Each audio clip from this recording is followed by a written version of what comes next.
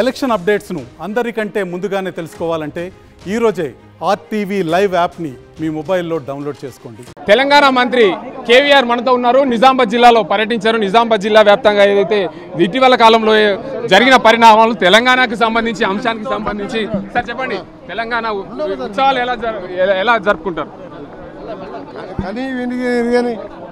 కనీ విని రీతిలో ఏ రాష్ట్ర స్థాయి చరిత్రలో లేకుండా ఉదయం 9:15కు మా ముఖ్యమంత్రి గారు అమరవీరులకు నివాళులు అర్పించి ఆ తర్వాత పరేడ్ గ్రౌండ్లో గౌరవ వందనం స్వీకరించి వారి ప్రసంగం తర్వాత పరేడ్ ఉంటుంది.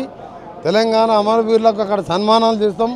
తెలంగాణ కోసం పోరాటం చేసిన మలిదశ ఉద్యమం, మన్న ఉద్యమం అందరినీ కూడా పిలుస్తున్నాం.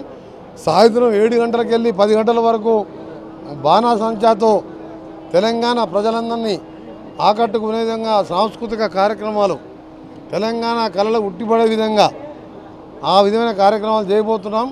ఆ తర్వాత 4వ తారీఖు రిజల్ట్ వస్తుంది. 12-13 సీట్లతో కాంగ్రెస్ పార్టీ ఎక్కువ సీట్లు గెలుచుకొని 10వ తారీఖుకి వెళ్ళి తెలంగాణ అభివృద్ధి మీద దృష్టి పెట్టడం, 15వ తారీఖు 2 లక్షల రూపాయల ఏకకాలంలో రుణమాఫీ చేయడం.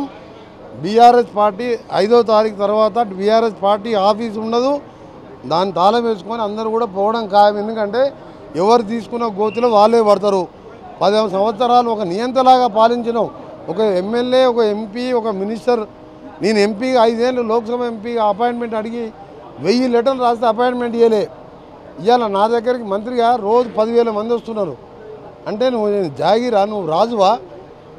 ఎంపీ అయినా, మినిస్టర్ అయినా, ముఖ్యమంత్రి అయినా ఆయన ఒక సేవకుడు. ఆ సేవకుడు అనే భావం మర్చిపోయి నియంతలాగా చేసినా కాబట్టి నీకు ఈ శిక్ష పడ్డది, నీ పని అయిపోయింది. తెలంగాణ వ్యాప్తంగా ఏదైతే లోగో దానికి సంబంధించి అంశాలపైన లోగో మీద అఖిల పార్టీ చర్చించి, అసెంబ్లీలో చర్చించి, క్యాబినెట్లో చర్చించి, తొందర ఏం లేదు. దానికి జాతీయ తెలంగాణ రాష్ట్ర గీతం ఫైనల్ అయింది.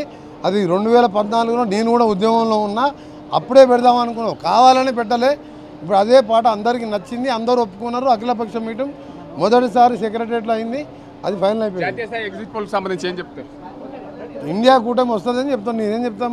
ప్రతిపక్షం ఏదైతే మా పేరు పోతుంది, అందుకే కాంగ్రెస్ పార్టీ పేరు వస్తుందనే ఉద్దేశం మీద ఇలాంటి ఆరోపణలు చేస్తుంది. దేశంలో ఇండియా కూటమి ఖచ్చితంగా అధికారంలోకి వస్తుంది. నిజామాబాద్లో కాంగ్రెస్ పార్టీ అభ్యర్థి జీవన్ రెడ్డి ఖచ్చితంగా గెలుస్తారని చెప్పి ఏదైతే తెలంగాణ రాష్ట్ర కాంగ్రెస్ రోడ్డు భవనాల శాఖ మంత్రి కేవీఆర్ అంటున్నారు. ఇది ఇక్కడ పరిస్థితి.